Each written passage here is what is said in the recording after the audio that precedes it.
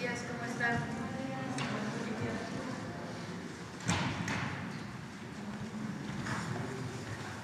Muy buenos días a todos y todas.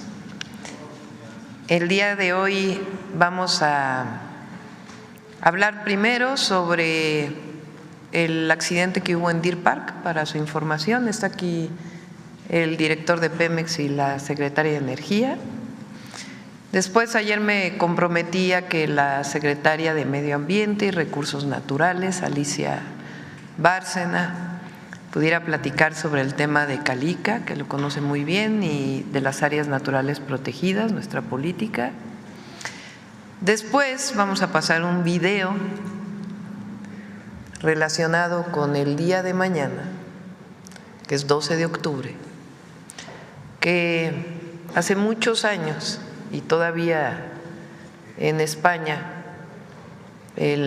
antes le llamaban el Día de la Raza, que no tiene nada que ver con razas, porque las razas no existen en los seres humanos, somos una sola especie y no hay razas, demostrado biológicamente. Ahora le llaman el Día de la Hispanidad. Y vamos a pasar un video sobre todas las disculpas públicas que han hecho presidentes o gobernantes de distintos lugares del mundo, para ver si se anima el día de mañana a iniciar este proceso de disculpa pública España a los pueblos originarios de México. Y después abrimos preguntas y vamos a cerrar hoy con otro video de Suave Patria, que son todos los viernes. Entonces vamos a iniciar con Víctor, ¿quieres platicar? Y luego Luz Helena para complementar la información. Adelante, Víctor. Bueno, si me permite, señora presidenta, muy buenos días. Efectivamente, ayer tuvimos en la tarde un accidente en la refinería de Deer Park, que está ubicada en Texas, como ustedes saben. Hubo una fuga de gas amargo, es gas sulfídrico, que es completamente nocivo para la salud. Tuvimos 35 afectaciones, de los cuales se evaluaron localmente y se enviaron al hospital a partir de esa información solamente 13 personas, de los cuales están en estado de salud bien, sin embargo permanecen en el hospital por cuestiones de protocolo durante 24 horas. Lamentablemente tenemos 2 fallecidos, que son los trabajadores que estaban directamente trabajando en la zona afectada y que recibieron el impacto directo del gas. No pudimos recuperar los cuerpos hasta la madrugada por un problema de que la zona se queda afectada y se queda contaminada durante algunas horas. Después de que se disipó el gas, se pudo entrar a la zona y fue cuando encontraron los 2 cuerpos. Uno de ellos muy rápido, estaba a nivel del piso, y el otro estaba a 10 metros de altura, que fue un poco más complicado. Se recuperaron los cuerpos. Se establece una serie de protocolos en cuanto a intervención con las familias, se da aviso a las autoridades. Bueno, inmediatamente después del accidente, los primeros minutos, se da aviso a las autoridades locales, tanto al condado de Harris, donde se encuentra la refinería, como en el estado de Texas y a nivel federal. Actualmente se está haciendo una serie de investigaciones para ver las causas del accidente. Aún no podemos señalar exactamente lo que hay, no podemos especular con las razones de lo que sucedió hasta que se analice concretamente y se haga un análisis causa-raíz de las causas, y ya podremos informar qué fue lo que sucedió. No son trabajadores de Pemex los que fueron fallecidos, ni tampoco los afectados, son trabajadores de la refinería. En particular, los 2 fallecidos pertenecen a empresas de mantenimiento que se contratan como un servicio externo a la refinería. Recordemos que no hay personal de Pemex. Bueno, el directivo, los responsables de la refinería sí son mexicanos, pero el personal es personal de los Estados Unidos. Entonces estamos en contacto con las familias. También hay un protocolo para para interactuar con ellas. Primero son las empresas de mantenimiento que son los que contrataron a los trabajadores, después las autoridades y en tercer lugar ya podemos nosotros interactuar con las familias. Pemex ha ofrecido todo el apoyo, hay una serie de seguros que se contratan en este tipo de casos. Los protocolos están muy bien establecidos y se han estado desarrollando de manera muy coordinada con las autoridades. Ahorita exactamente en estos momentos se está haciendo la reunión para ver las causas raíz en la investigación. Entonces, ¿las afectaciones de la refinería? Automáticamente cuando hay el accidente se pone en stand-by, se reduce el nivel de las refinerías, directamente las áreas afectadas. Tenemos ahí 4 plantas que fueron paradas. Hay una coquizadora, tenemos 2 plantas de destilación, una de ellas sigue rodando, pero otra fue parada totalmente. Una planta de desintegración catalítica también fue parada. Sin embargo, se paran de manera temporal hasta ver si no hay más afectaciones y la planta se mantiene sin otras partes afectadas. En particular, nos han preguntado si tuvo una afectación la parte de la petroquímica. Acuérdense que Deer Park tiene 2 unidades, una parte que es de Pemex, otra parte es la refinería petroquímica de Shell. Esa parte quedó aislada, no tiene ninguna afectación. Una vez que se decida el análisis causa raíz, que va a ser muy rápido por el tipo de accidente que hubo, vamos a arrancar rápido la refinería para que siga produciendo la cantidad que está produciendo, que son alrededor de 320,000 barriles por día.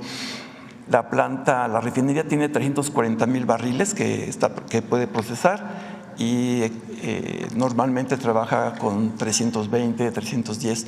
Eso lo vamos a recuperar muy rápidamente. Gracias. ¿Algún complemento?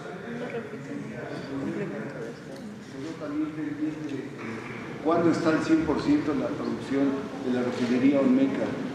Yo dije 80%. Sí. En el tema de la refinería Olmeca está programada una reunión específica para ello, pero voy a responder a la pregunta. La planta está al 80%. Acuérdense que ahorita estamos en el periodo de arranque de la refinería, de tal manera que se hacen las corridas, se verifica que es todo bien, que esté funcionando correctamente, se para, se arranca y todo. Tenemos un nivel de proceso que puede ser continuo y es lo que se ha reportado en el último mes. Sin embargo, es un periodo de pruebas, todavía nos faltan para que arranque completamente y va a ser en unos días.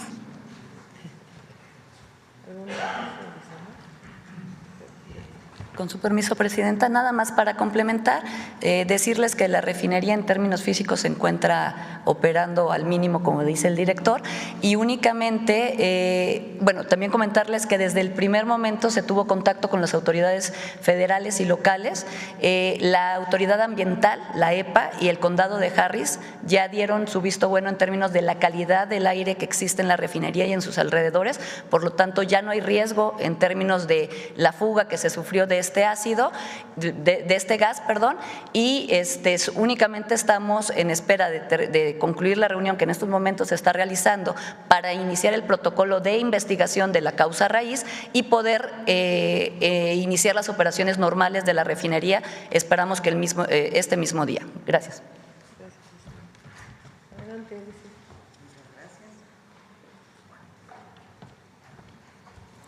Muy buenos días. Con su permiso, señora presidenta, ya estoy destruyendo el micrófono, pero ahorita lo componemos rápidamente. Les voy a presentar rápidamente el caso de la empresa Calizas Industriales del Carmen. Se trata de explicarles qué pasó con esta empresa y qué estamos haciendo para su protección y restauración. La siguiente, por favor. ¿Lo puedes ver también? Sí, mejor así. Calizas Industriales del Carmen es una empresa filial de Vulcan Materials dedicada desde 1986 al aprovechamiento y explotación de roca caliza y sus agregados pétreos, principalmente piedra triturada, arena y grava. Es un desastre ecológico porque se extraía caliza para exportarla a Estados Unidos para construir carreteras, y la explotación de roca caliza se fue incluso por debajo del manto freático de una zona que tiene un ciclo hidrológico muy importante, llena de cenotes, una zona kárstica, y se ha ocasionado una gran devastación ambiental y graves desequilibrios ecológicos en esta región. Quería darles un poco cuál es la dimensión. Son 1.200 hectáreas lo que se ha explotado en este caso. La siguiente, por favor. Pero la empresa ha dado una serie de declaraciones falsas, entre otras que dice que tiene todos los permisos. No es verdad. En segundo lugar, negó sobreexplotar la extracción de piedra caliza. Se sobrepasó en la extracción y en los permisos que se le dieron en 1986. Luego se les otorgó otro permiso en 2000 que les extendió el permiso por 20 años. Ellos ya no tienen permiso desde diciembre del 2020. Explotaron además 140 hectáreas de extensión con una profundidad hasta de 12 metros, invadiendo realmente el manto freático. Declararon que había 7 cenotes de los, hay 17 en total, ahorita vamos a ver, y cuando se hizo una visita se encontraron solo 4, quiere decir que destrozaron al menos 3. Y afirmaron tener todas las concesiones de agua y solamente tenían una que nunca actualizaron y que fue justamente utilizada esa agua para incluso ir más abajo del manto freático. Simularon incluso ante el Tribunal Internacional que tenían todos los permisos del Instituto Nacional de Antropología e Historia en las zonas arqueológicas. Y yo diría lo más delicado también para México es que reportaron a la Autoridad Financiera de Estados Unidos en la bolsa, porque es una empresa que cotiza en bolsa, el doble de reservas de material pétreo que reportan en México para poder evadir impuestos. Esta empresa demandó a México con base en el TLC, en el Telecán, no en el TEMEC, en el Telecán, y está por más de 1.500 millones de dólares, porque México ya les prohibió, a partir del presidente Andrés Manuel López Obrador, le cerró absolutamente la extracción de caliza en el subsuelo de Playa del Carmen y de Cozumel. La siguiente, por favor. Nosotros entonces, Semarnat, la Profepa, confirmó estos daños, ¿verdad? El impacto al sistema hidrológico subterráneo, 20 veces más del volumen autorizado, vio ellos construyeron estanques superficiales, entonces el agua de los cenotes emergía en estos estanques y había una gran evaporación, y eso hace que se pierda una cantidad de agua importantísima y desde luego valores altos de contaminación industrial que son producto de ellos dinamitaban el suelo realmente y lo procesaban sus extracciones con materiales pesados. Y como les decía, se destruyeron 13 cenotes, había 17 cenotes en la zona, entonces de los cuales al menos 3 están destruidos en su totalidad. La siguiente, por favor. Entonces el presidente López Obrador decidió que se hiciera un área de protección de flora y fauna, y esto es lo que se decretó el 23 de septiembre de 2024. Como ustedes saben, cuando se decreta un área natural protegida, pasa por un proceso. Primero se publica en el Diario Oficial de manera tal que hay una consulta pública, se les da mucho tiempo a todos los interesados para dar sus opiniones o sus reclamos, y finalmente el decreto se publicó el 23 de septiembre de 2024. Y lo que se logró, que yo creo que es un logro enorme, esta es Calica, aquí está en este cuadrito, y lo que se logró preservar fueron 50,000 hectáreas para la protección de flora y fauna, y sobre todo porque conecta con un área de protección del mono araña. Y otra cosa muy hermosa que lo vamos a ver ahorita, y por supuesto ahí hay una gran cantidad de fauna muy importante, murciélagos, jaguar y como les digo el mono araña, el mono aullador. Y la verdad es que ahora lo que nos toca es tratar de restaurar las 2,000 hectáreas que fueron dañadas, porque aparte del permiso que tenían 1,200, pues ellos fueron a 2,000. Y se permite crear un corredor biológico que va a conectar el Mar Caribe con los petenes de Campeche, que esta es una cosa maravillosa.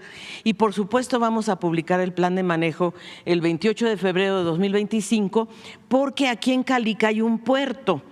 Y yo quiero, señora presidenta, si usted me lo permite, esto no es una expropiación, porque la empresa Calica está diciendo que le estamos expropiando. No, no estamos expropiando.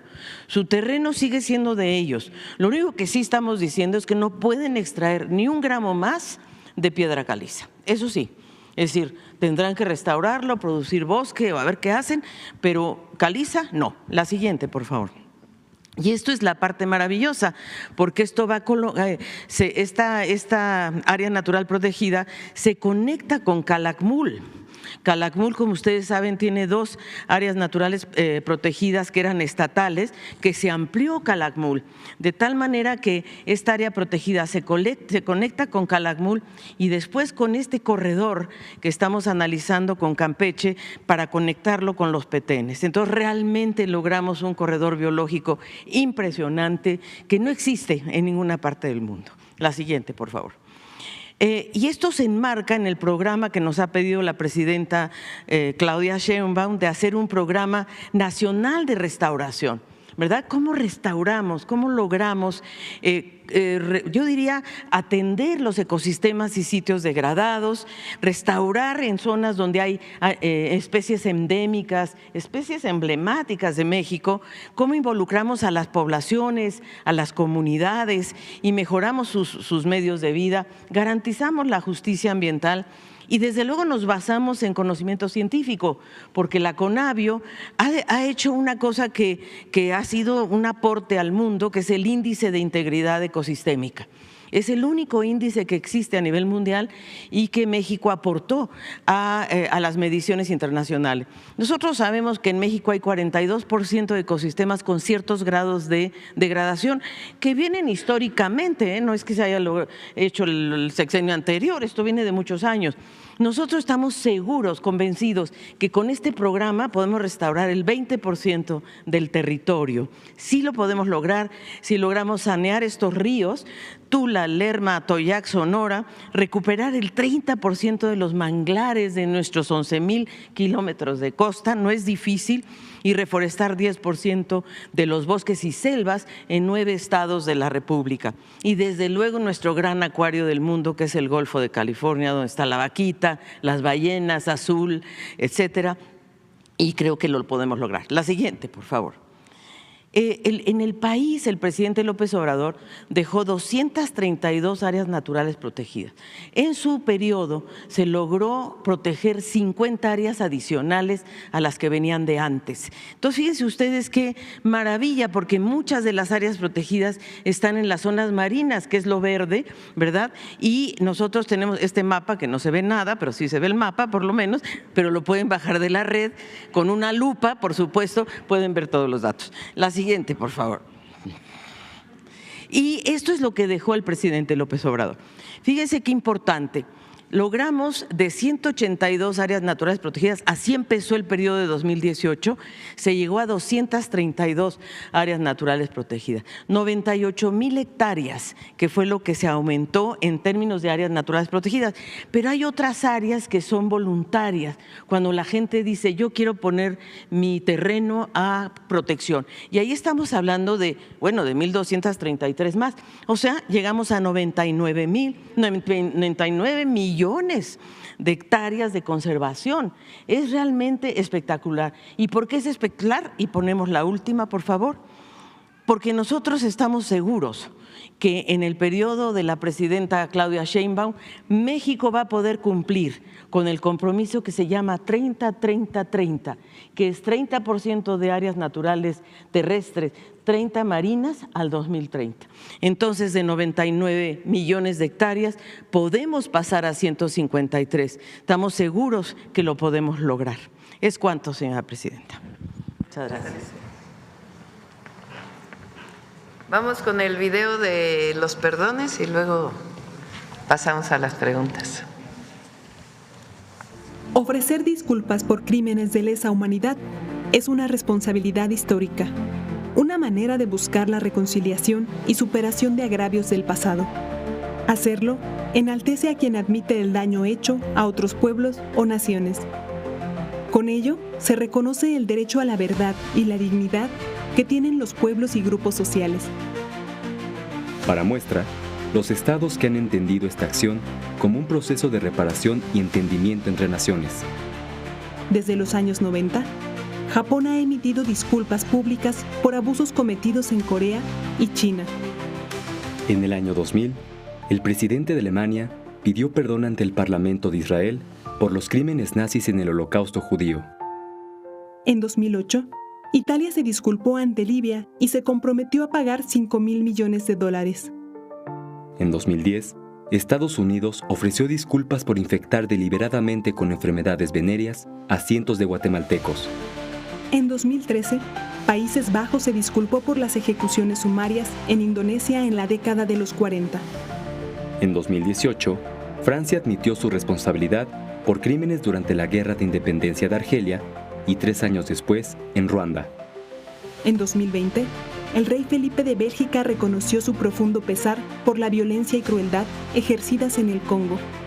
Ese mismo año, el rey Carlos III del Reino Unido pidió perdón por el asesinato de 11.000 personas durante la rebelión de los Mau Mau en Kenia. Y este año, Portugal aceptó su responsabilidad en la esclavitud durante la época colonial. Además, el Vaticano ha repudiado su paso colonial y los abusos a niñas y niños en escuelas católicas de Canadá, Argentina, Australia, Estados Unidos, Chile, Noruega, Nueva Zelanda y El Salvador se han disculpado con sus pueblos originarios. Y México ha pedido disculpas al pueblo maya, al pueblo yaqui y a la comunidad china en nuestro país por hechos de violencia y discriminación. Estos ejemplos confirman que ofrecer disculpas por agravios del pasado permite resolver heridas históricas y libera tanto a quien ofrece perdón como a quien lo otorga. Listo, vamos a iniciar. Vamos así y así, si les parece. Primero acá. Sandra Aguilar de Grupo Informativo. Muy buenos días, Presidenta.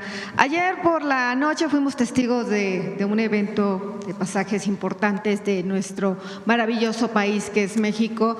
En esta nueva travesía que inicia, en este nuevo gobierno que inicia, interesante ver cómo los jóvenes, porque ya son adolescentes, jóvenes que estuvieron presentes, son testigos de estas grandes conquistas y de esta gran transformación que ha tenido México a lo largo de estos 200 años. Para usted, Presidenta, ¿qué significa, más allá de ver lo grandioso, insisto, que es nuestro país, la cultura que vimos al final en estos bailes emblemáticos de todo nuestro país? ¿Qué significa para usted el tener a jóvenes involucrándose, conociendo de nuestra historia, conociendo de esta lucha, que al final de esta fiesta, porque fue una fiesta realmente lo que vivimos el día de ayer, vitorearon, no dijeron presidenta, dijeron Claudia, Claudia, Claudia. ¿Qué representa para usted este primer evento distinto a lo que habíamos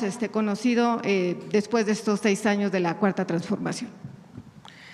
Bueno, el objetivo de esta celebración, esta conmemoración, es recordar siempre de dónde venimos.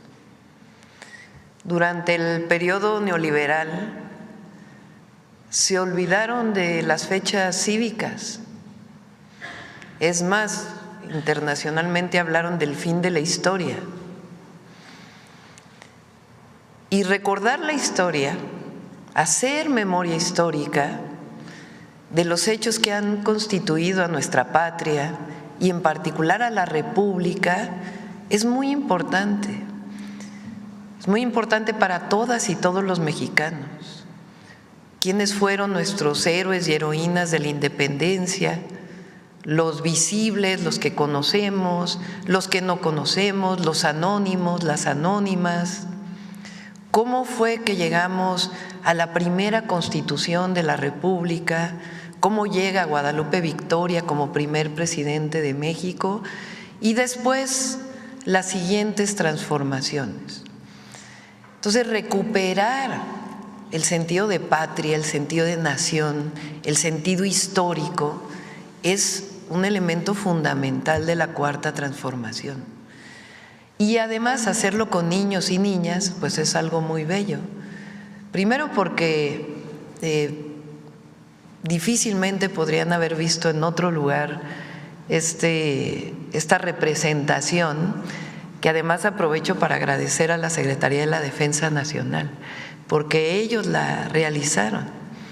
Muchos de los que estaban ahí son elementos del ejército mexicano, hombres y mujeres, que además de sus labores de seguridad nacional, de seguridad interior, de seguridad pública, elementos, mujeres y hombres de la Guardia, pues además hacen esta labor social para el pueblo de México. Entonces, que hayan estado niños y niñas, pues también engrandece nuestro sentido de nación y nuestro orgullo de ser mexicanos y mexicanas, porque esta historia que vimos en la representación del día de ayer no existe en ningún lugar del mundo. Estos héroes y heroínas de la independencia, cómo se instaura un régimen monárquico y se sigue luchando para instaurar la república. Después de la independencia, su consumación, cómo siguen luchando contra la última invasión española que hubo, y después la lucha contra la invasión de Estados Unidos, y después las leyes de reforma, y después la lucha contra la intervención francesa, y después ayer terminamos con la Revolución Mexicana de manera muy breve. Entonces sí, es parte fundamental de lo que vamos a seguir haciendo, este rescate de la memoria histórica y este orgullo que debemos sentir de ser mexicanos y mexicanas, por nuestro origen ancestral, los pueblos originarios, y también por la fecunda historia patria. A eso es a lo que llamamos el humanismo mexicano, que se traduce además pues en que entre todos nos cuidamos, entre todos nos queremos, entre todos nos ayudamos, no permitimos que nadie se quede atrás, por eso por el bien de todos primero los pobres. Entonces ayer pues fue esta celebración. Pocas veces se celebra la primera Constitución de la República, que fue el 4 de octubre, y menos se había celebrado la primera llegada del primer presidente de México, Guadalupe Victoria. Entonces este fue el objetivo de esta conmemoración, esta celebración, y además pues hay que agradecerle al general secretario, a la Secretaría de la Defensa Nacional por esta maravillosa presentación. Bien, continúo, Presidenta. En su casa de transición había abordado tal vez el tema, todavía estaba en discusión, el tema de la reforma al Poder Judicial. Y no solamente yo, otros compañeros ahondamos un poco más en decir que en efecto era evidentemente necesaria esta reforma, y mucho se ha hablado que no es suficiente. Y cuando digo que no es suficiente, hablábamos e inclusive compartimos que la corrupción que existe desde la elaboración de las carpetas, desde los ministerios públicos, evidentemente existe en muchos estados. Hoy como presidenta quiero compartirle que, y lo sabe, Presidenta, y lo sabe usted y lo sabe también la exfiscal Ernestina Godoy, de este apoyo que sí en efecto han tenido muchas mujeres en el acompañamiento cuando existen temas de violencia, cuando existen temas de corrupción, cuando existen temas de familiares y que vienen involucrando también pues realmente a toda la familia por igual. Se han detectado, y ahora sí se lo puedo decir de frente, se han detectado elaboración de carpetas a mujeres y que lamentablemente por la falta de poder económico pasan de ser víctimas a ser victimizadas, y estas carpetas no avanzan, y lejos de avanzar se continúan poniendo o aumentando delitos a estas mujeres. Se ha hablado mucho aquí que nosotros tal vez venimos como gestores, inclusive yo quiero el día de hoy generalizarlo porque no es así. Ojalá me permita compartirle un solo caso y que usted o los encargados o quien a usted designe puedan ver que en efecto esta corrupción existe, que en efecto el poder económico adentro de las fiscalías existe y que no se puede continuar señalando, estigmatizando, tienen que dejar inclusive las mujeres hasta dejar de trabajar, porque todavía les aumentan otro delito más por abandono de hogar, cuando ni siquiera pensión les comparten, cuando ni siquiera se liberan sus carpetas, cuando las acusan inclusive de robo, cuando las acusan de muchos otros temas más. Yo no sé de qué manera, porque sé que esto es independiente a usted, pero sí vemos la coordinación. Ayer que vimos al fiscal, porque estuvo presente el fiscal en este evento, habla muy bien, no lo habíamos visto en años, en eventos públicos, es la realidad, pero si existe ahora esta coordinación, como usted lo ha compartido desde el día 1, ojalá que exista también esta coordinación para poder dar seguimiento a lo que acontece al interior de las fiscalías. Y específicamente voy a hablar, vamos a decirlo así, aquí en la Ciudad de México. Insisto, ojalá me permita compartirle un solo caso y verá que van a salir muchos más. Existen en las redes sociales. La coordinadora jurídica Ernestina Godoy lo sabe también. Sé que no pueden hacer mucho, lo sé, pero también quiero que quede aquí puesto, Presidenta, para que pues lo tenga presente y en la oportunidad y en sus facultades que usted tiene, pues puedan apoyar a estas mujeres.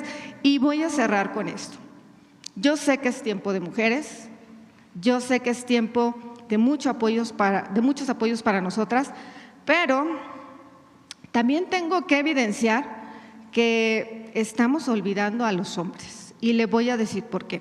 En el estado de Morelos, en la Fiscalía de Morelos, se ha detectado también que las mujeres se prestan a señalarlos por intento de violación y luego cuando determinan, por violación primero, y cuando determinan que no existió tal delito, quiero reclasificar el delito, fue intento de violación.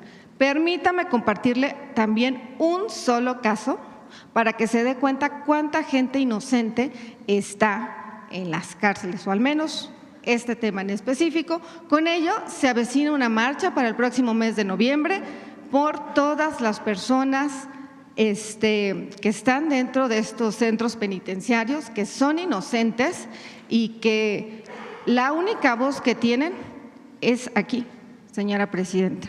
Sabe que existe corrupción en esta fiscalía y ha llegado desde el 1 de octubre una nueva gobernadora. Ha llegado usted como mujer y esperemos que no manchen este tipo de situaciones, pues su gobierno. Y hasta ahí voy a dejar, porque nosotros no hacemos gestiones, solamente compartimos lo que sucede en estos lugares. Con esto me despido. Gracias. Se pueden hacer gestiones, o sea, digamos, no gestiones como tal, sino denunciar algún caso, no está prohibido. Aquí está Adriana Contreras. Adriana, ella era directora general de gobierno, es una mujer muy capaz, de principios, con sensibilidad, mucha convicción y mucha empatía. Ella está ahora a cargo de Atención Ciudadana de la Presidencia. Entonces, si le puedes pasar a ella los datos a los que refieres y los investigamos. Yo lo diría en dos sentidos, ¿no? Uno, ayer lo dijo en su discurso la historiadora que se presentó, la doctora Gómez, y refiriéndonos al Poder Judicial, quiere decir que a 200 años de la República, que estableció la elección, aunque era indirecta hasta 1917, del Ejecutivo y el Legislativo, y ella dijo, la mejor manera de celebrar los 200 años de la República es la reforma constitucional, en donde ahora el Poder Judicial también va a ser electo por el pueblo. Por supuesto, no es todo. Lo que queremos es erradicar la corrupción en todos lados donde se encuentre. La corrupción, pues, es de los peores males, si no es que el peor mal que tuvo nuestro país. El presidente López Obrador avanzó muchísimo y hay que seguir avanzando. Entonces, vamos a la reforma al Poder Judicial, a hacer la realidad. Ya el Consejo de la Judicatura entregó al Senado cuáles son los vacantes para que se pueda establecer qué jueces, qué magistrados y los ministros y ministras de la Corte que van a ser elegidos en el 2025, la otra parte en el 2027 y todo el proceso que viene adicional. Faltan muchas leyes secundarias, desde procedimentales, la propia ley orgánica de la Corte, esto que se ha dicho de que este nuevo tribunal judicial va a ser autoritario, no, pues tiene que tener reglas muy claras. Entonces viene esta parte y después vamos a analizar también fiscalías, justicia cívica, que es muy importante para consolidar el sistema de justicia de nuestro país.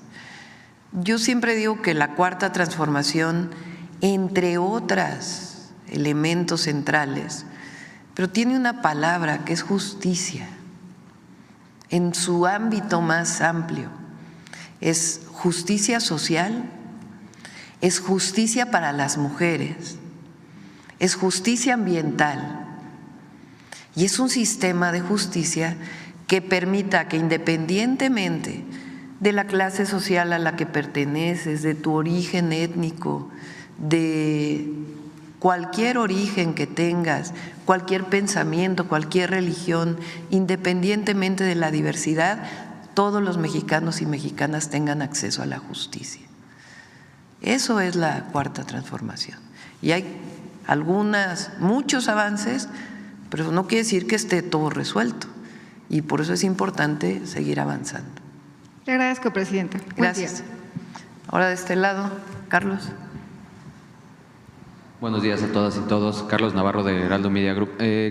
Pemex tiene una deuda de casi 100,000 millones de dólares. ¿De qué manera van a hacer este saneamiento financiero, doctora, para que no se vean amenazadas las finanzas públicas? Si gustan, en otra mañanera viene Víctor, Luz Helena, el secretario de Hacienda. Disminuyó la deuda con el presidente Andrés Manuel López Obrador, que es muy importante. Tradicionalmente, ¿cómo funcionaba Pemex en el pasado? Prácticamente todos los recursos de Pemex entraban a la tesorería, se regresaba, digamos, en términos presupuestales, y para poder operar Pemex se endeudaba. Esa era su forma. Lo reconoció Gurría en un video que se presentó aquí, incluso en la mañanera, cuando vino el exdirector de Pemex y estaba el presidente López Obrador. Entonces, lo que se hizo ahora pues fue cambiar el modelo en los últimos 6 años, disminuir las exportaciones para que la mayor parte del crudo que se produce sea para la producción de gasolinas, diésel y otros combustibles, y al mismo tiempo ir saneando las finanzas de Pemex. Entonces ahora estamos trabajando en un programa no solamente relacionado con finanzas, administración de Pemex, sino también de la visión de largo plazo para Pemex. Como ustedes saben, nosotros, además de la soberanía energética, queremos avanzar en la transición energética por motivos ambientales locales y también por motivos del cambio climático global. Eso quiere decir aumentar la generación de fuentes renovables de energía. ¿Cómo va a entrar Pemex en este proceso de transición energética? ¿Qué papel juega CFE? ¿Qué papel juegan los privados? Todo ello lo estamos trabajando, va muy avanzado porque Luz Helena ha coordinado este trabajo prácticamente desde que la anunciamos, hace como 3 meses. Han estado trabajando de manera muy importante y lo vamos a presentar aquí. El Plan Nacional de Energía, hacia dónde va Pemex, cómo todavía mejorar las finanzas de Pemex. CFE tiene finanzas, la verdad, muy buenas, y cómo avanzar hacia el Plan Nacional de Energía de corto y de largo plazo. Preguntarle, ¿de qué manera se van a utilizar las nuevas tecnologías para el combate al huachicol, presidenta?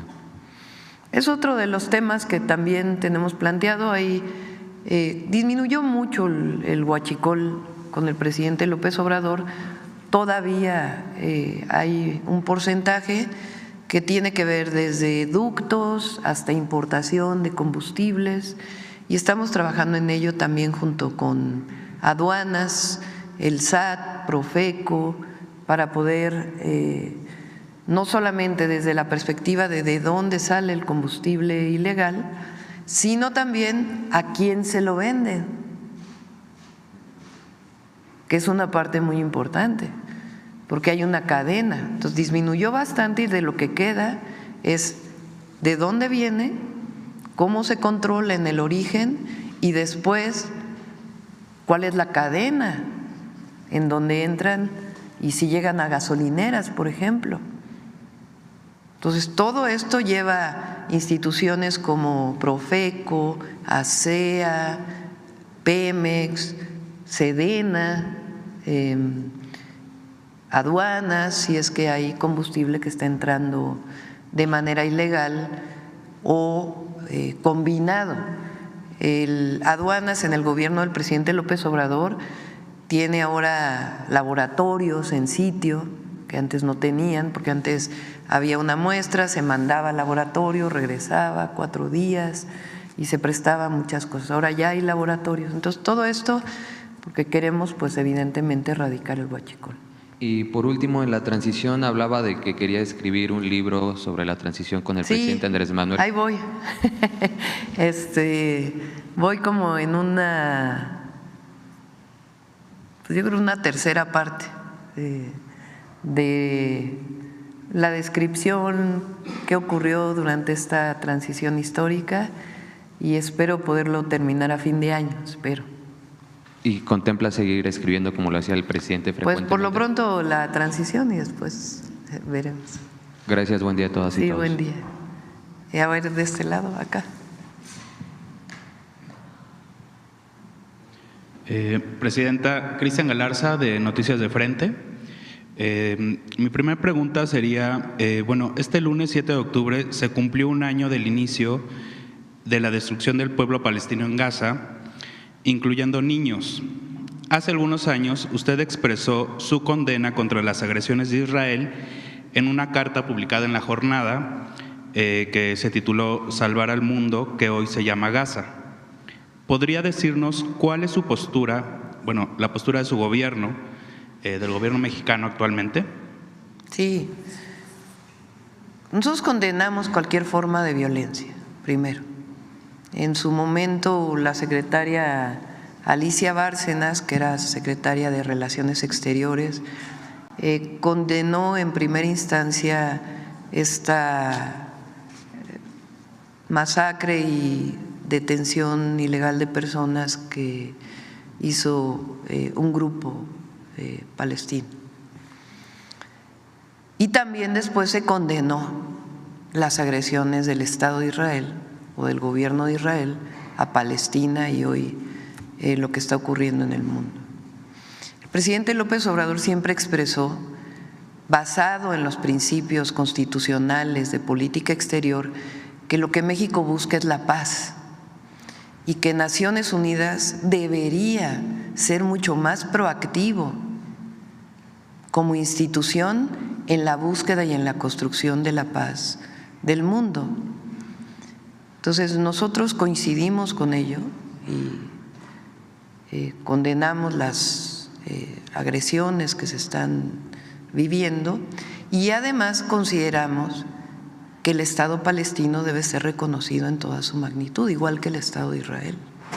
Esa ha sido la posición de México desde hace muchos años y esa es la posición que nosotros tenemos.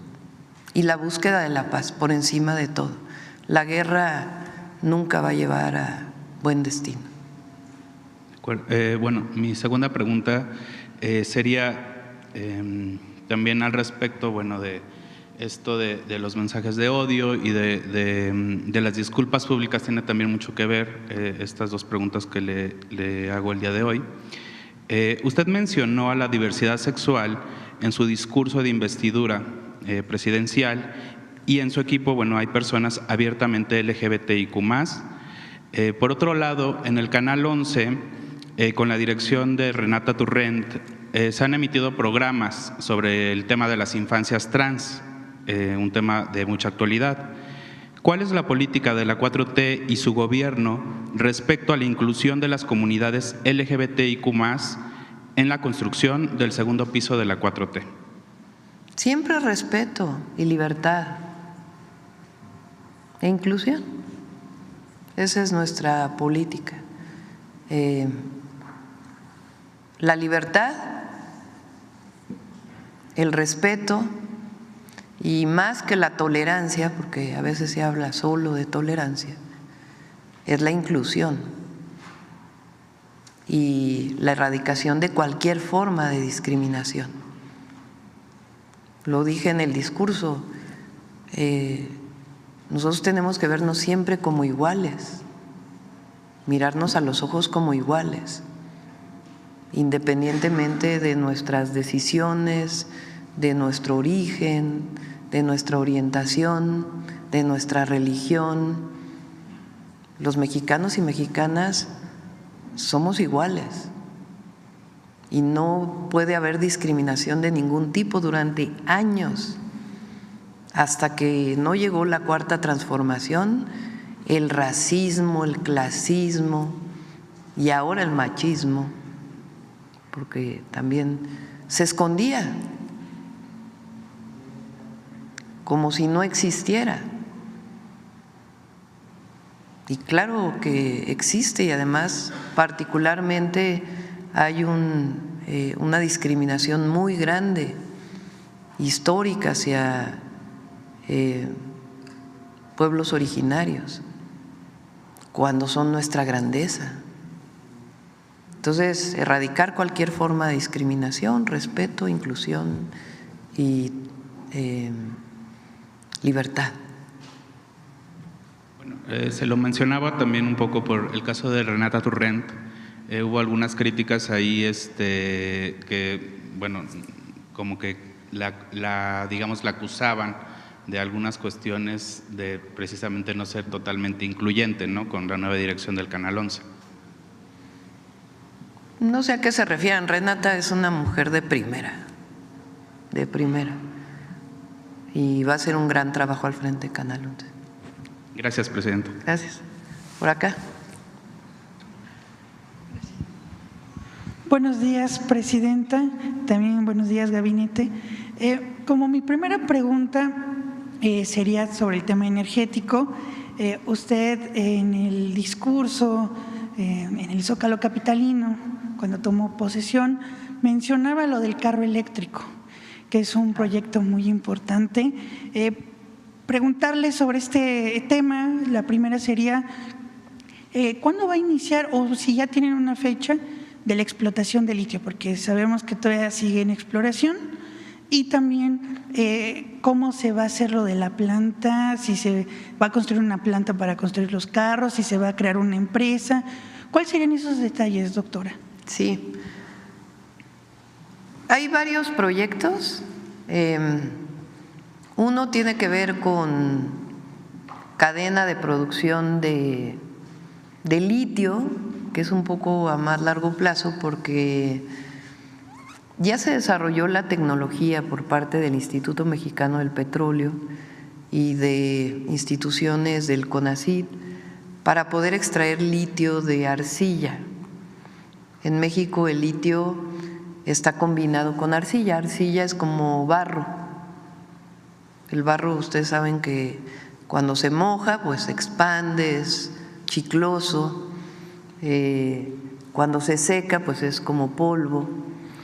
Entonces, el que haya litio en las arcillas es mucho más difícil que otras formas que, por ejemplo, hay en Sudamérica, donde es más fácil su extracción. Entonces, ya existe la tecnología, pero no solamente es que exista la tecnología, sino cuánto cuesta extraer el litio con esa tecnología y desarrollar esa tecnología. Entonces, eso pues llevará su camino. Por otro lado, la idea también es hacer cadenas de cobre. El cobre es un elemento que en los autos eléctricos un auto eléctrico tiene como 3 veces más cobre que un auto de combustión interna.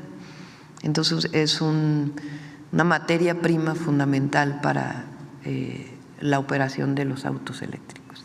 Entonces ahí también estamos trabajando. El cobre se extrae, después requiere procesarse para hacer los alambres de cobre y finalmente utilizarlo en los autos. Y bueno, el cobre se usa en muchísimas áreas porque es un gran conductor de la electricidad. Entonces, esa es, digamos, una parte. La otra es hacer el carrito. Digo carrito porque la idea es hacer un auto compacto pequeño. Ustedes saben que en las ciudades en nuestro país, pues hay, o en el mundo hay distintos tipos de autos. Un auto Tesla, por ejemplo, eléctrico, pues es muy oneroso. Entonces nosotros queremos un auto eléctrico compacto, pequeño, similar a algunos que se desarrollaron, por ejemplo, en China o en la India, pero con desarrollo propio. Que sea también una alternativa a la motocicleta, porque la motocicleta pues es muy peligrosa. Se puede usar, pero a veces se usa con 3 personas en una moto y puede ser muy riesgosa. Entonces la idea es hacer un auto compacto, barato, eléctrico, que pueda funcionar. Hay empresas en México desde hace mucho tiempo que fabrican motores eléctricos, mexicanas. Entonces la idea es usar estas empresas con la inventiva mexicana de investigadores, investigadoras, juntarlas para poder hacer el ensamble de este auto eléctrico. Puede ser uno o pueden ser varios, de hecho ya hay algunos autos eléctricos. Y generar cadenas productivas de tal manera que todo lo que está en ese auto eléctrico sea fabricado en nuestro país, de tal manera que no, en la medida de lo posible, importemos lo menos, para que eso genere cadenas productivas, que generen empleos y otras posibilidades. Ya hay un prototipo, o hay varios prototipos, y si nos aguantan un poco, pues ya los presentaremos aquí en la mañanera. Muchas gracias, doctora, por la respuesta. Por los nervios se me olvidó presentarme. José Manuel Fuentes, de Capital 21. Y en mi segunda pregunta sería también tema energético. Usted como jefa de gobierno construyó un proyecto muy importante que es la planta de carbonización hidrotermal. Preguntarle si este proyecto se va a hacer a nivel nacional y aprovechando que también está la titular de energía. Sí, aquí está Alicia. A Alicia le di una tarea, ahorita a ver si comentas. Ella le pedí que hiciera contacto con el Instituto de Ingeniería de la UNAM, que nos ayudó en la ciudad, porque la idea es hacer la basura, se puede separar de muchas maneras. Se puede separar en orgánica y inorgánica. La orgánica pues son residuos que vienen de productos orgánicos, la inorgánica pues es de plásticos y otros materiales que algunos de ellos pueden ser reciclados y otros no. Entonces al separar la basura, la inorgánica puede reciclarse y usarse en otros productos y eso se le llama economía circular. ¿Por qué? Porque el desecho, en vez de tirarse en un relleno, se ocupa y vuelve a entrar a la cadena productiva. Y por otro lado, la orgánica. La orgánica puede servir para plantas de composta, puede servir para otras tecnologías. Una tecnología que se desarrolló y que está ya operando es que entra un proceso y de la basura se convierte en carbón vegetal. Y ese carbón vegetal puede ser utilizado para quemar en una termoeléctrica como fertilizante, etcétera. Nuestro objetivo es que en Tula, Hidalgo, que ahí hay un terreno que iba a ser una refinería, ¿se acuerdan? En el 2008, Calderón dijo que iba a ser una refinería y no llegó ni a media barda. Pues ahí nuestro objetivo es hacer un gran centro de reciclamiento, de economía circular y usar pues varios desarrollos tecnológicos. No sé si quieras comentar algo, Alicia, y aprovechando también te cambias de cachucha y comentas cuando era secretaria de Relaciones Exteriores, lo que hizo el gobierno de México. Sí. Con mucho gusto. Estamos muy contentos porque la presidenta nos ha dado un mandato que yo creo que va a ser un cambio de paradigma, y es que en estos 700 hectáreas podamos establecer 2 plantas recicladoras, y para ello estamos haciendo ya un inventario de los residuos del estado de Hidalgo, ¿verdad?, para saber cuáles podemos utilizar, y ya hemos contactado al equipo que la doctora nos indicó del Instituto de la UNAM, de Ingeniería de la UNAM, porque la idea es tener ya el proyecto tan pronto como sea posible y vincularlo al saneamiento del río Tula en su totalidad. Y esto además va a beneficiar al Estado de México, porque también hay que ver los residuos que provienen del Estado de México, de la ciudad, y ver si podemos realmente generar la primera planta, yo diría, pues francamente creo que en el mundo el primer parque industrial de economía circular, partiendo por estas 2 plantas, una de reciclamiento de, como dijo la doctora, de residuos orgánicos para producir pellets de carbono, y el otro sería materiales de construcción. Ese es un gran tema, los materiales de construcción que pueden ser reusados, y aquí en la Ciudad de México hay una planta que produce adocreto, entonces ya se puede utilizar incluso para el asfalto de las carreteras que se están planteando. O sea, esa es la economía circular. Incluso estamos explorando durmientes de plástico, estamos viendo qué hay en el mundo que nos pueda apoyar. Por lo pronto, partir con estas 2 plantas. Y luego, en relación a Palestina, muy importante, México además se sumó a una petición que hizo Chile a la Corte Penal Internacional, porque el tema es que Israel o sea, es verdad que jamás atacó a Israel el 7 de octubre, pero también es verdad que la respuesta de Israel ha sido desproporcionada. Y no solamente desproporcionada, sino que ha afectado a miles de civiles, y ya no solamente en Gaza, en Palestina en su conjunto, y ahora está pasando al Líbano. Entonces, realmente hay una enorme preocupación. Y creo, señora presidenta, nosotros lo planteamos en la Asamblea General ahora, que la clave está en que el Consejo de Seguridad elimine el veto, porque ese Consejo de Seguridad no está operando, y no está operando porque está estancado en los vetos. Que se elimine el veto para que ese Consejo realmente pueda actuar decididamente de acuerdo al artículo 4 de la Carta de las Naciones Unidas y reconocer al Estado de Palestina. Ya lo hizo las Naciones Unidas, pero la única solución a este conflicto va a ser que haya 2 estados, y esa es la idea que creo que la comunidad internacional tiene. Pero hay un riesgo. En este momento la comunidad internacional está consciente de que hay un enorme riesgo en la expansión de este conflicto a Líbano y a Siria. Eso puede realmente complicar mucho el Medio Oriente. Muchas gracias. Muchas gracias, presidenta.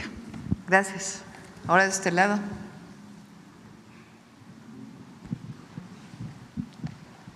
Gracias, buenos días. Judith Sánchez Reyes, de Perspectivas MX. Presidenta, preguntarle sobre el estatus de la megafarmacia a casi un año de su inauguración, si le han compartido algún reporte sobre cómo se ha estado dando el surtido de estas recetas. Se aumentó el número inicial de 6 recetas diarias, y si la megafarmacia será punto de referencia para el abasto de medicamentos que se manejarán en las farmacias del bienestar que se tiene previsto instalar el próximo año. Sí. Llevo ya 3 reuniones con el equipo de salud, ISSSTE, IMSS Bienestar, Birmex, para ver cómo mejoramos el abasto de medicamentos a los centros de salud y los hospitales, y después a las farmacias de bienestar. Sí se va a seguir ocupando la megafarmacia de Huehuetoca, y lo que estamos haciendo es meter más tecnología, digitalización de todo el proceso, desde la compra. Ya va, les comparto, Eduardo Clark, que es hoy subsecretario de Salud, muchos de ustedes lo conocen, Él estuvo en la Ciudad de México en la Agencia Digital de Información, no, de Innovación Pública, Agencia Digital de Innovación Pública, y ahora tomé la decisión de que se fuera a Salud porque aparte de que estuvo encargado durante la pandemia y aprendió mucho, pues él es experto justamente en procesos de digitalización, de eficientización y de operación logística, de distribución. Entonces él va a ayudar mucho al doctor Kersenovich, a Zoe Robledo, a Alejandro Schwartz, a Martí, a todo este proceso de compra y distribución de medicamentos. Entonces, adicionalmente, les adelanto, ya lo va a presentar, si no la próxima semana, la otra, la Secretaría de Salud, porque se están haciendo guías médicas, porque la compra de medicamentos también tiene que ver con qué medicamento compras para curar qué enfermedad o paliar o ayudar a la persona enferma o para prevenir cualquier enfermedad.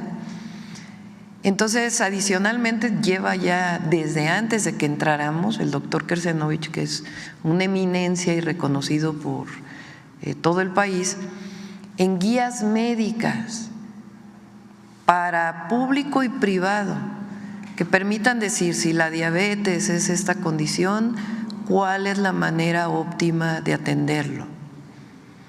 Para que una farmacia, de un consultorio de una farmacia, que un médico general ahí no sea tan discrecional. Por supuesto hay libertad médica, pero hay guías también que permitan orientar, y eso va a orientar también qué medicamentos compras. Entonces, todo este proceso muy importante lo va a explicar aquí el doctor Kersenovich. Y entonces, y también cómo se va a hacer la nueva compra de medicamentos, la distribución, etcétera, etcétera. ¿Se daría, por ejemplo, un reporte del tipo de medicamentos que se estuvieron adquiriendo a lo largo de que se puso en funcionamiento la megafarmacia? Sí, con gusto se hace, pero yo creo que una parte muy importante es hasta dónde se avanzó con el presidente Andrés Manuel López Obrador y cómo vamos a seguir avanzando con el objetivo de que en cada centro de salud, en cada hospital, en cada farmacia del bienestar esté el medicamento que se necesita y también qué sustituto haya ese medicamento. Cuando nosotros vamos al médico, el médico nos dice, pues requieres este antibiótico y si no, se puede sustituir por este otro. Entonces, si no hay pues que no digan no hay, pues búscalo en cualquier farmacia privada, si no, está este que es un sustituto, eso solo lo puede decir un médico o una médica especialista en ese tema para que siempre esté medicada la persona que lo requiere. Y cerrando ya el tema de salud, presenta también, además de la cuestión del abasto de medicamentos, que es una pieza clave justamente para el tratamiento de una enfermedad de un paciente. Otro punto que creo que se ha dejado un poquito de lado o al menos no se ha abordado de una manera un poco más profunda es justamente el poder hacer que las citas de especialidades en los hospitales de salud sean un poco más ágiles. Se ha dado un déficit. Este déficit obviamente se viene arrastrando, pues sí, de gobiernos anteriores y obviamente se profundizó más en la pandemia, que ahora los pacientes tardan mucho tiempo en llegar a un especialista o un estudio en específico, se ha retrasado mucho. No sé si en ese sentido, en las reuniones que ha tenido usted con las autoridades de salud, se ha podido ver qué plan se puede hacer justamente para poder resarcir ese déficit que está impactando de manera bastante importante a pues miles de mexicanos que se atienden en hospitales de salud pública. Hablemos de la Secretaría de Salud Federal o del ISSSTE o del Seguro Social. No sé qué panorama tiene usted al respecto. Sí. Valdría la pena decir hasta dónde avanzó el presidente López Obrador. Recuerden que antes existía el Seguro Popular. El Seguro Popular fue una forma de atención de la salud que en realidad lo único que era distribución o transferencias de recursos a los estados y los estados se encargaban. En esas transferencias y en ese encargo hubo una corrupción terrible y además estaba controlada la distribución de medicamentos y los propios servicios médicos del IMSS, del ISSSTE e incluso de muchos estados por empresas privadas, cuando en realidad es un servicio público. Entonces el avance que se hizo fue muy importante, de reconstruir ese sistema a un solo sistema federal que se llama IMSS Bienestar. Entonces, hay una institución pública hoy que atiende la salud.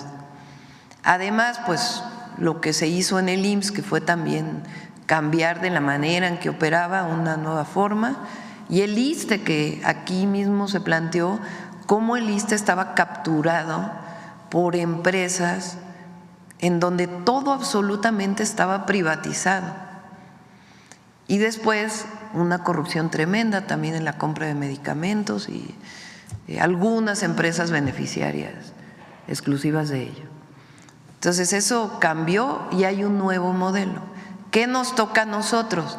Pues hacer eficiente ese modelo, tanto en la atención como en todo el esquema, desde la prevención hasta la atención de la salud,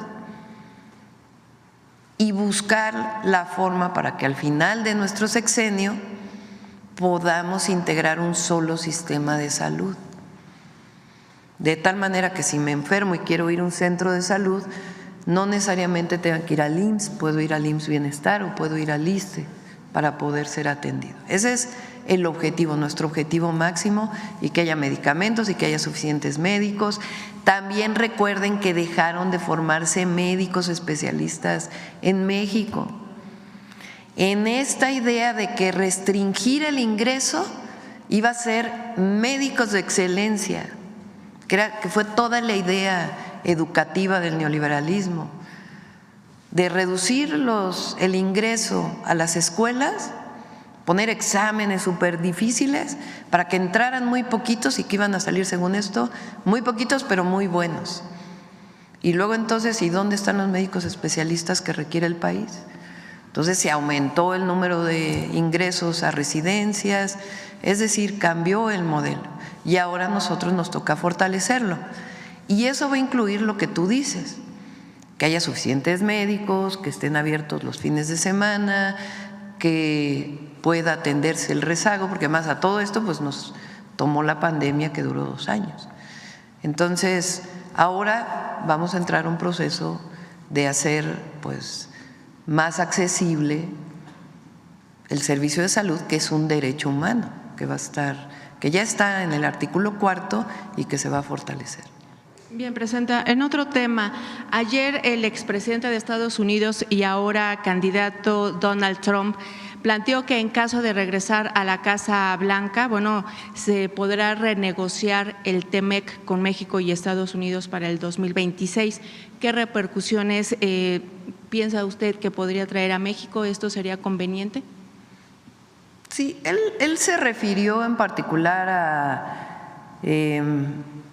productos que vienen en particular de China que no están reportados y que incluso ya en el actual TEMEC pues hay limitaciones. Entonces, gane quien gane, sea el presidente Trump o la vicepresidenta Kamala, nosotros nos vamos a poner de acuerdo. Nuestras economías tienen mucha integración, Canadá, Estados Unidos, México. Y yo lo dije en el discurso, entre nosotros no competimos, nos complementamos. Y eso está establecido en el tratado. Recientemente salió publicado que estamos en el máximo histórico de exportaciones a los Estados Unidos.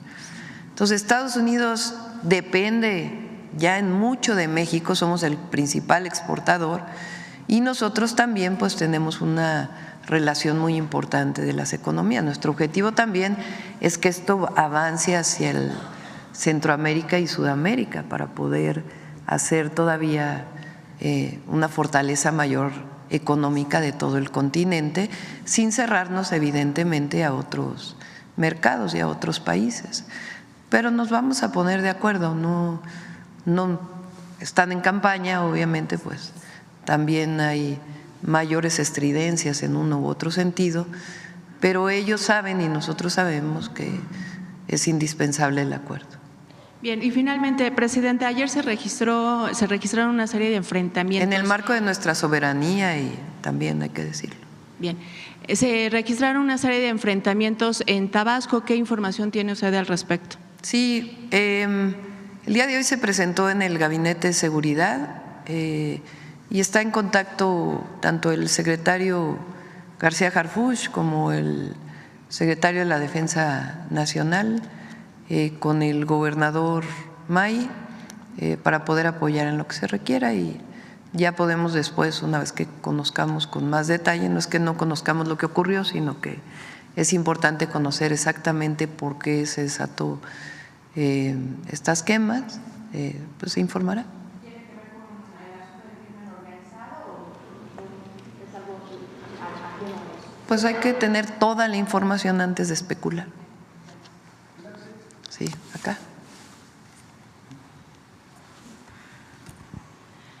Presidenta, muy buenos días. Gabinete, Adriana Estela Flores del Instituto Mexicano de la Radio. Le quiero preguntar, presidente, en primer lugar acerca de estos pasos hacia la reforma judicial.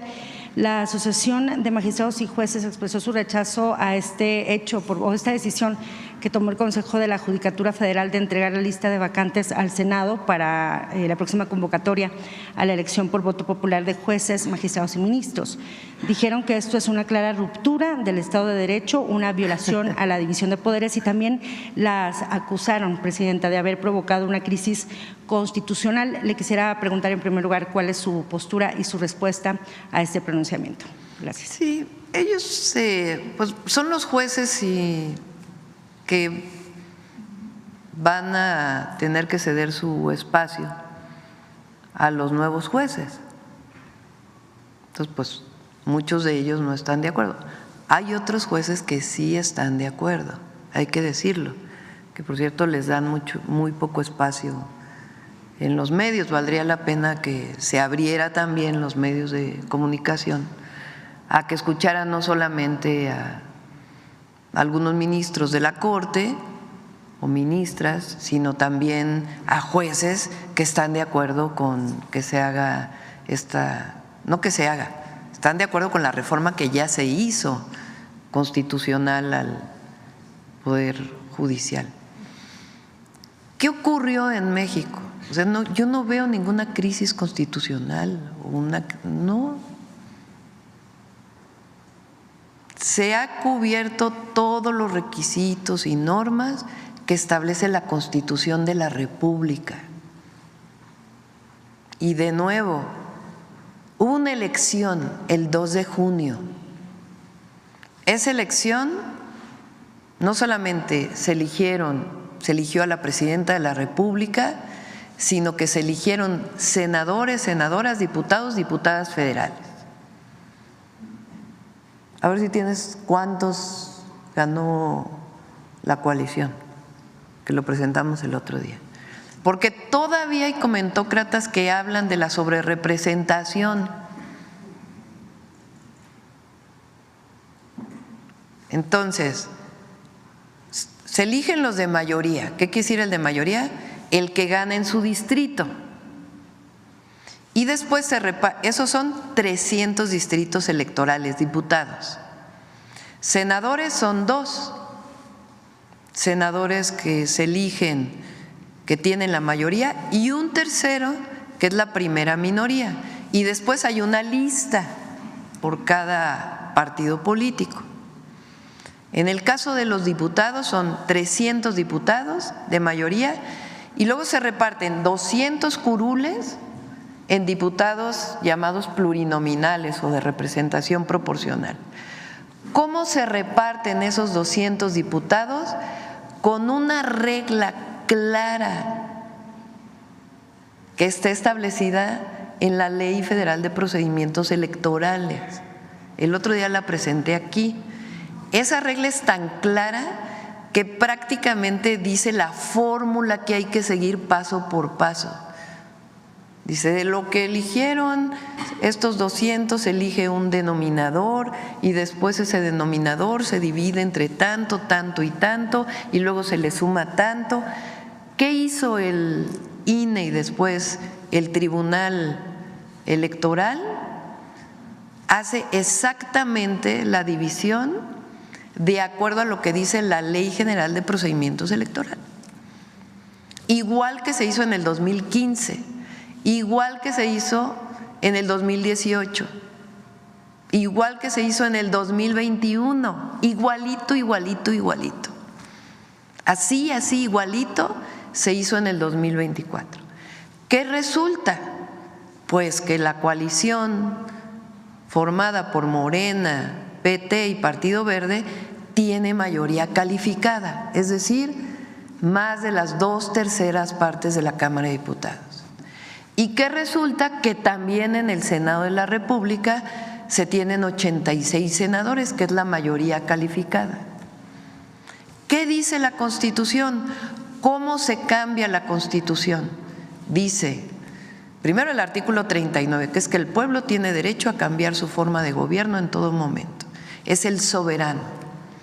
Y luego en el último capítulo en el último artículo de la Constitución dice, para cambiar esta Constitución tiene que ser con las 2/3 partes de los presentes en la Cámara de Diputados y en la Cámara de Senadores y la mayoría de las legislaturas locales.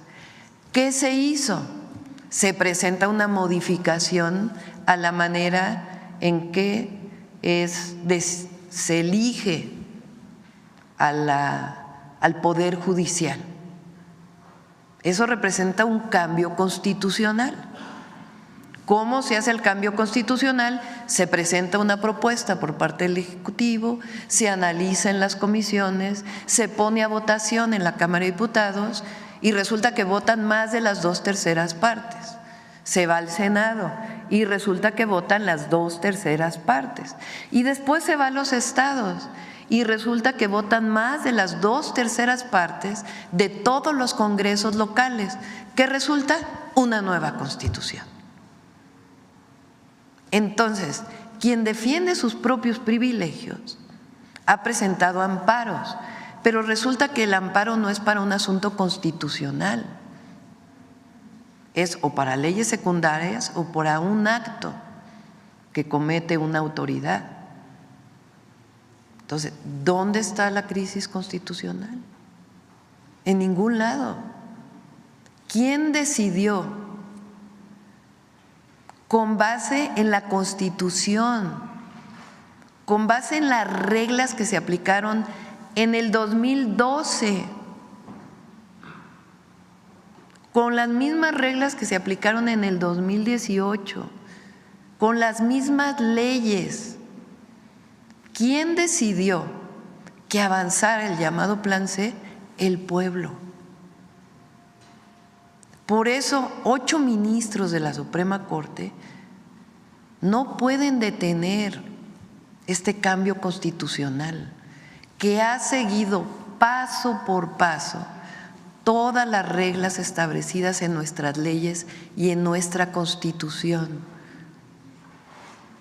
¿Va a ser benéfico para México esto? Sí, porque tenemos un poder judicial con mucha corrupción.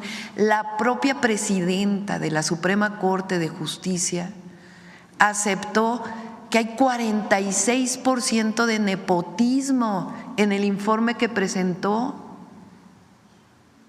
Imagínense, eso quiere decir que la manera en que se distribuyen los puestos en el Poder Judicial es por el hermano, por el primo, por el hijo, por el nieto. ¿Cómo podemos romper ese esquema? Pues que venga de abajo. ¿Serán buenos los jueces? Claro que sí, porque hay un mecanismo que permite que se abra una convocatoria abierta. ¿Qué tienen que cumplir esos jueces? Pues que hayan sacado 8 de promedio en su licenciatura, 9 de promedio en la materia que va a ser su ámbito en el que quieren ser electos, ¿Qué más? Que hagan un ensayo que diga ¿por qué quiero ser juez? ¿Qué más? Cartas de recomendación. Se burlaban porque decían, ¿por qué un vecino puede tener? El que más se entera si es corrupto, el de al lado, es el vecino, porque empieza a crecer su casa, porque tiene 7 coches, porque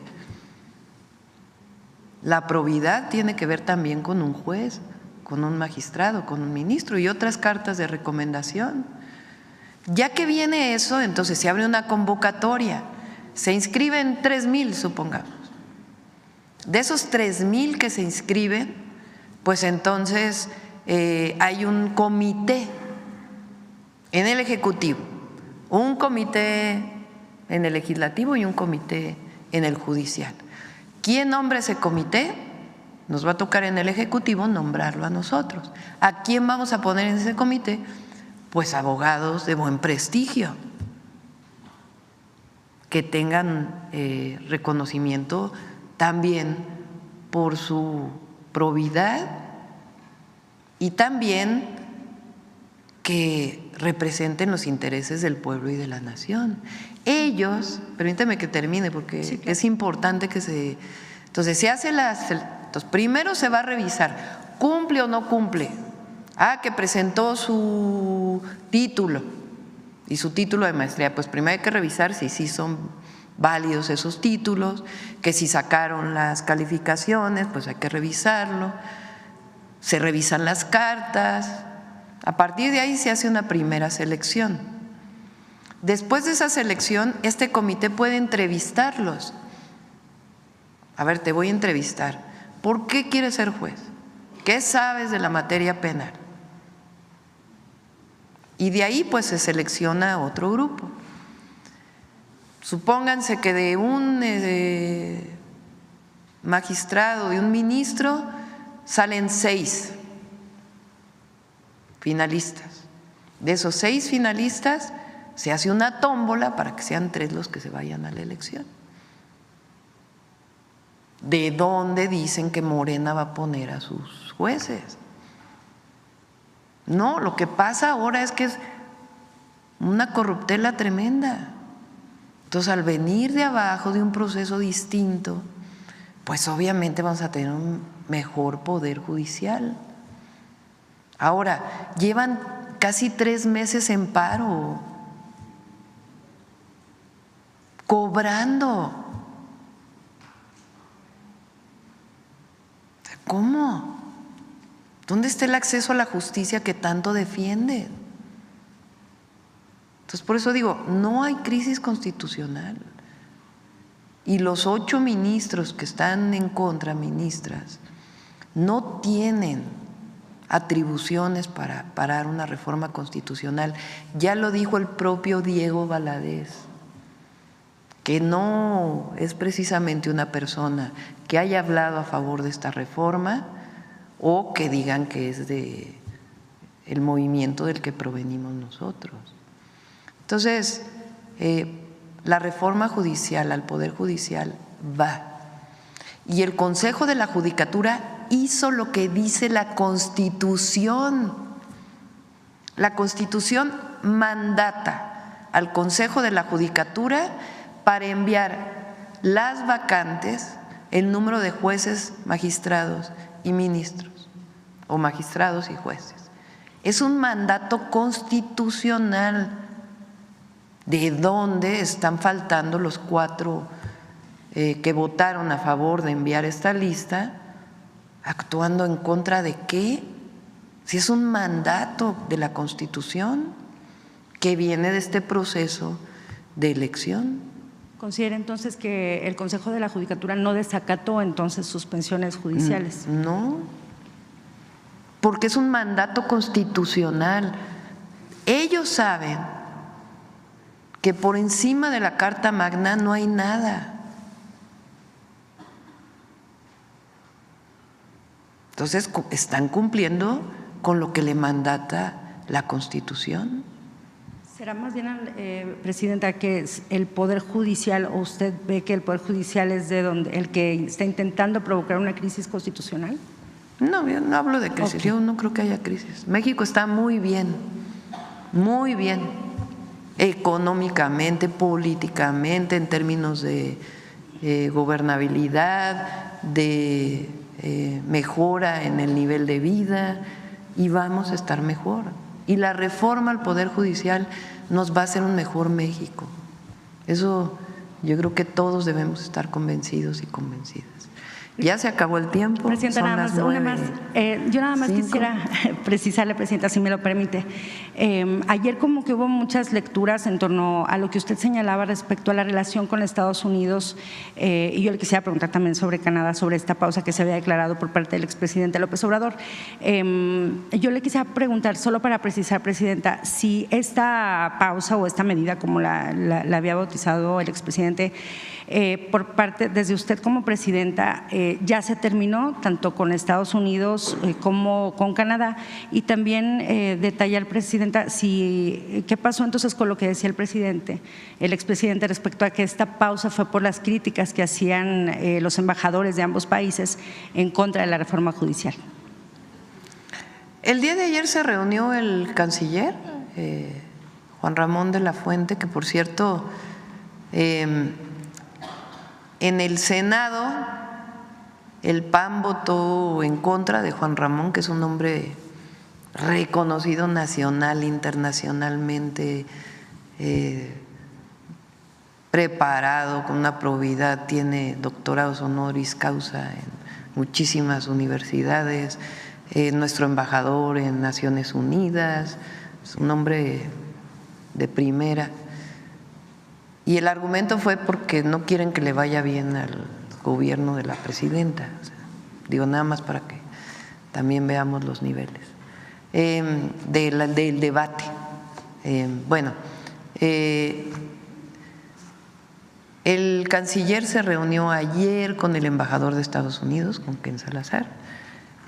Nosotros tenemos buena relación con todos los países del mundo, con todos, y siempre va a ser así, y además nuestra manifestación en favor de la paz, siempre la no intervención y la autodeterminación de los pueblos.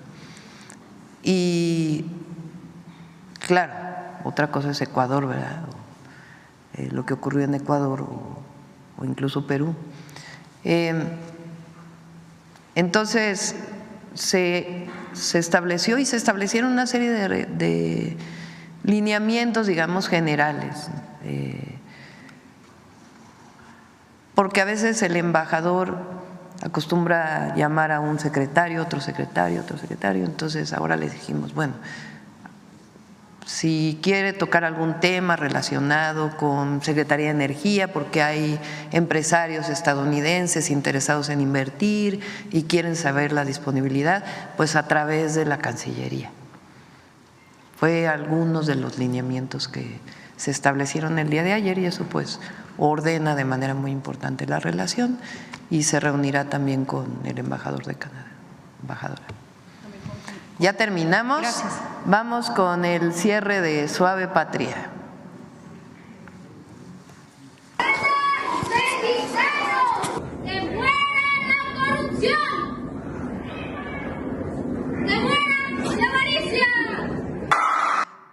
Suave Patria, los viernes, tiene que ver con algo que hace alguien en México o fuera de México, nuestros paisanos, paisanas, que recupera nuestra tradición, que es reconocido, y nos los envían a la Coordinación de Comunicación Social. Entonces, en este caso es un pequeño que después del grito de independencia del presidente Andrés Manuel López Obrador se hizo viral porque dio el grito en su azotea. Entonces se dio a la tarea el equipo de buscarlo y ver por qué hizo este grito de independencia. Vamos a dedicarlo, por ejemplo, los próximos viernes, viene el Día de Muertos. Entonces lo vamos a dedicar a ofrendas, a tradiciones que se hacen en todo el país, de ofrenda de Día de Muertos, de tapetes, de ceniza, para que sea esta cápsula con la que cerremos los viernes. Ahora sí.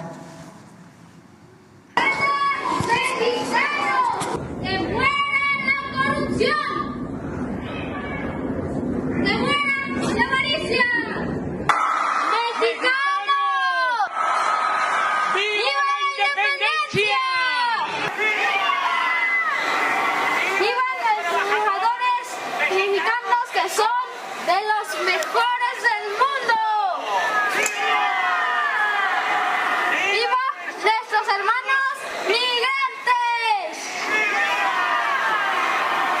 ¡Viva los pueblos indígenas! ¡Viva la grandeza cultural de México! ¡Viva México! ¡Viva México!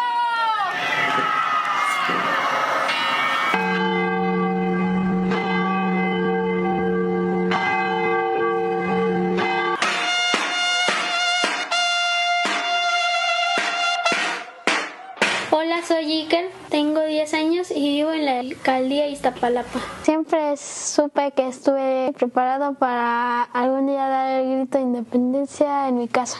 Yo soy Diana, yo soy mamá de Iker. Estaba aquí afuera de la casa sentada y justo mi mamá iba saliendo y se nos acercó y nos contó que había subido un video de mi hijo, pues ahora sí que sin querer, porque le había llamado la atención y nos dijo que se hizo viral. Lo que estás grabando son los niños héroes y ahí el águila devorando una serpiente arriba de un nopal.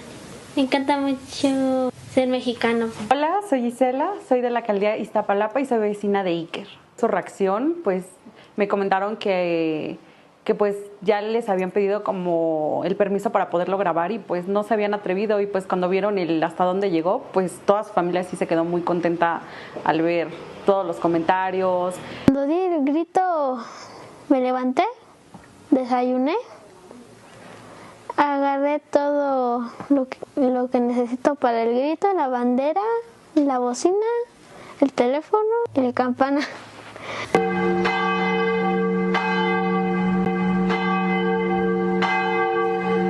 Mira, Claudia Sheinbaum, porque es la primera presidenta de México y voy a verla su primer grito de independencia en el próximo año.